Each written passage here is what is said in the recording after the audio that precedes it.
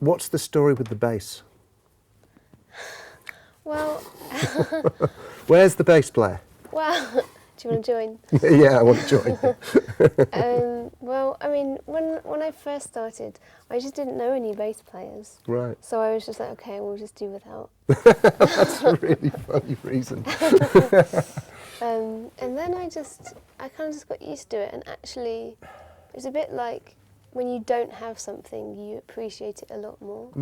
So then when I put bass in as a frequency, it's like I feel the importance of it.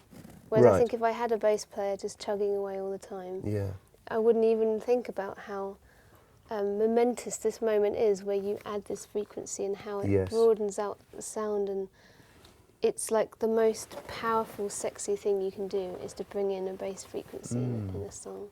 So I use it more sparingly, and I appreciate it much more. Yeah, but there is bass on this new record, it sounds like, here and there. There's bass on both of the records, Right. yeah. I think,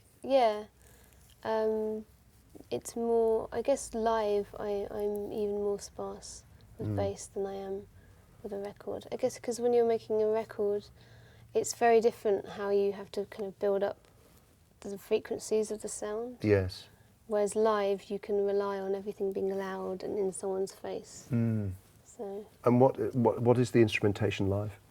It's, well, for this record, I have Mally on kind of various instruments like vibraphone and harmonium and dulcimer, and then a drummer, and then someone on keyboards. Oh, you got someone on keyboards as well? Yeah. Oh, right. So do they look after any of the bass frequencies on the keyboards? Yeah, he has like a mini Moog. Ah, right. Yeah. Because I noticed a bit of the Steve Reich thing going on the record. So is the kind of sequencer parts on the keyboards, or not? Live we do. I mean, on the record we do it with like prepared piano. Yeah. Right. But he uses a keyboard for that. Yeah. Right. The sample of the actual record. You obviously are aware of Philip Glass and Koyaanisqatsi. Do you know that stuff? Do you know that film, Koyaanisqatsi? No. It was a film that came out in the 80s, which was Philip Glass did the theme music from. And it's Oh, I do know that one, yeah, we actually go on to that piece. Yeah. I forgot the name of it. Yeah. Yeah, I love that stuff, and it was definitely an influence for this new record. Just this idea of something hypnotic, and how it can change very slowly over time, as opposed to being kind of, I suppose, the more romantic idea. Do you think that your songwriting is going to just keep exploring? Is that because it seems like you're an explorer? Yeah, I definitely feel for this record. It was almost like I was walking down this corridor, opening these doors and looking inside and just feeling things out, you know. So what's the deal with years to make the first album? Why so long? Well, I mean, I guess when I started making it, I wasn't signed, so I was doing that thing where you do bits and pieces in friends' studios, and it's not kind of, there's no deadline because no one's even knows that you're doing it. Yeah, sure. So that was a lot of why it took so long. And I was new to being in the studio, so I think everything took me longer. Yeah. And I was a perfectionist, and I had the time to redo things, and so I did. I redid lots of stuff. And How long did the second album take then? Well, I was writing it for maybe 9 months, and I recorded it in 6 weeks. Oh yeah. Well, that's about, I don't know, seems like a normal time to record it, 6 weeks. It's pretty normal. It's quite, I suppose, on the long side really for these days, but yeah, it's pretty normal. Yeah. Do you play acoustic guitar much? No. Really? I've actually had a thing about acoustic guitars where I kind of have hated them for a long time. Really? But now I'm not minding them so much now.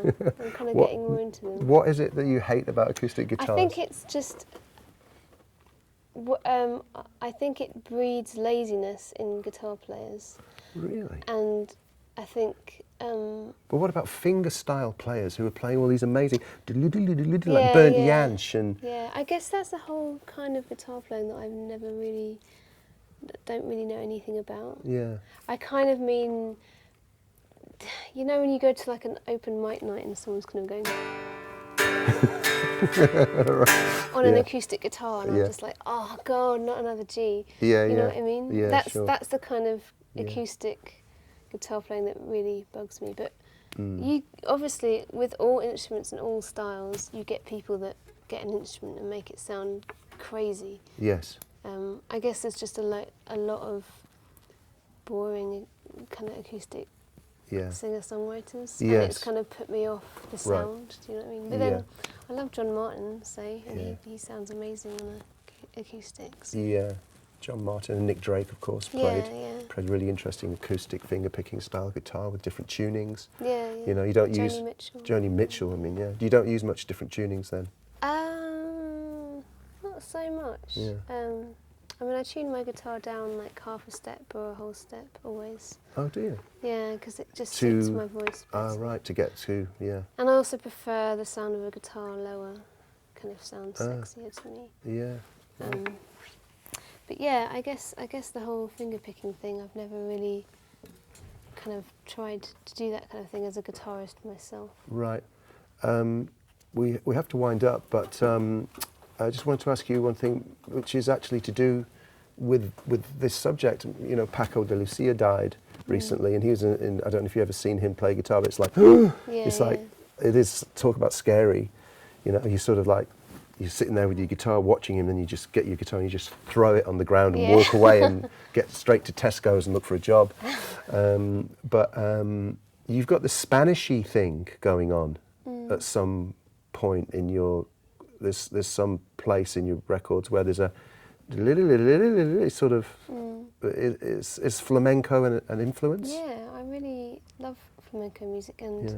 I went through a phase of listening to it a lot, and I think I just like to get texture out of the guitar as much as I can, Yeah. but use my hands rather than lots of pedals to do it. Yeah. So I just kind of was trying to find my own way of kind of creating the sound of a piano, or just kind of emulating the sound of kind of flamenco guitar, even though I don't have the capacity to play it with my fingers. I kind of do my own little kind of version with a pick. Well, you know, as you know, as a guitarist, the sound is in your fingers already.